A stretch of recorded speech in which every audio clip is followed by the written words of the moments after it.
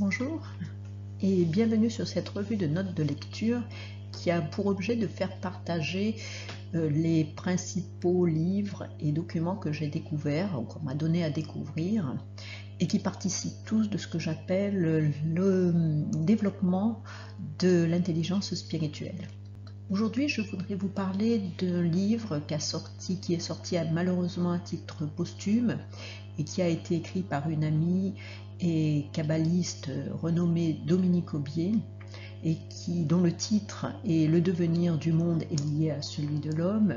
Et ce livre a été édité aux éditions MLL et j'aimerais vous en faire découvrir les principaux concepts.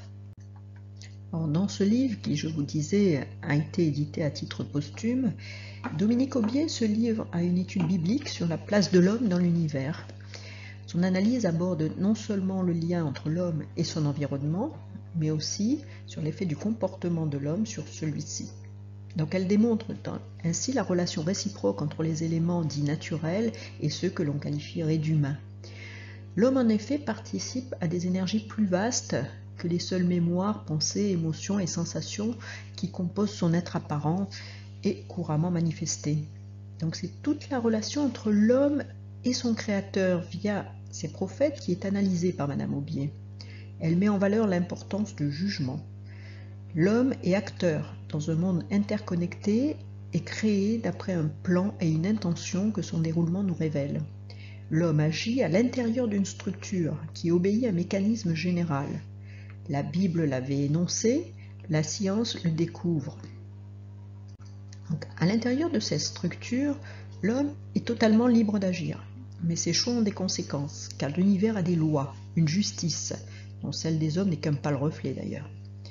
Dominique Aubier nous montre que la notion de jugement est inscrite dans la création, que ce soit en termes de punition ou de récompense, ce que d'ailleurs ignore la justice des hommes puisqu'elle ne fait référence qu'à des punitions. Donc Dominique le fait à travers l'analyse des grandes étapes du jugement d'Adam à la tour de Babel. Donc d'abord Adam, puis ensuite Caïn. Donc Adam a voulu devenir autonome. Il a montré sa faiblesse. Et pour cela, une leçon, plus qu'une sanction, lui a été donnée. Il ne pourra de nouveau accéder à des plans supérieurs qu'en travaillant. Le meurtre de Caïn, quant à lui, renvoie à la volonté de l'homme à se débarrasser d'un concurrent et de le détruire de façon criminelle. Après enquête et mise en garde préalable de Caïn par le juge, qui laisse d'ailleurs à l'homme toute liberté pour faire face à ses choix, la sanction tombe, l'exil après repentance. Le jugement fut beaucoup plus dur avec la génération du déluge. Toute l'humanité fut détruite. Alors qu'auparavant le jugement s'apparentait surtout à une leçon, le juge détruit ici presque toute sa création, en ayant constaté sa perversion au terme de 16 siècles depuis sa naissance. Non seulement l'homme avait fait fi de la valeur humaine par le meurtre de son prochain, mais en plus il avait enlevé toute valeur à sa propre personne. La liberté avait abouti au chaos malgré les conseils prodigués par le juge. Il faut donc structurer le comportement de l'homme pour l'empêcher de se détruire et détruire le monde avec lui. C'est le sens qu'il faut donner aux lois qui ont été données à Noé et qui constituent le code fondamental de l'humanité.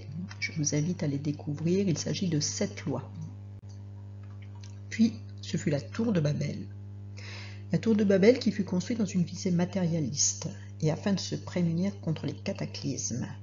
L'homme utilise ses connaissances techniques, celles qu'il avait acquises sur les lois de la nature, pour les tenir en échec, sans se préoccuper des causes morales sur lesquelles ces lois reposent. Cette tour était symbole d'autoritarisme, de centralisation et de planification.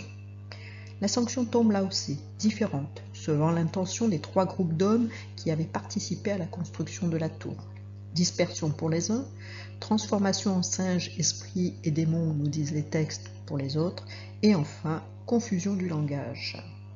Ce passage biblique nous rappelle que créer, c'est donner la vie, et que la paix est la condition principale de l'équilibre en donnant aux choses et aux êtres leur place et en leur restituant leur capacité d'évolution.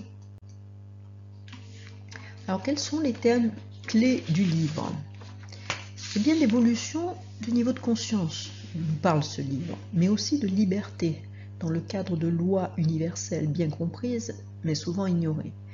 La Bible, comme d'ailleurs d'autres textes anciens, nous délivre un message toujours d'actualité sur l'évolution, la liberté et la responsabilité. L'homme est libre, certes, mais non pas d'une liberté absolue. C'est de cette conscience dont il est question lorsque nous parlons d'ailleurs d'intelligence spirituelle. Dominique Aubier fait un parallèle avec tout ce que nous vivons actuellement. Pollution dévastatrice, gaspillage des ressources naturelles dans le seul but d'une jouissance personnelle à court terme, violence qui perturbe l'équilibre universel, manque de dignité de l'homme, refusant de respecter des lois de l'univers, qu'il a pourtant eu le temps d'apprendre en quelques millions d'années. Donc je vous invite à découvrir ce livre qui nous rappelle quelques principes essentiels d'évolution et que vous trouverez aux éditions donc MLN. Merci pour votre attention.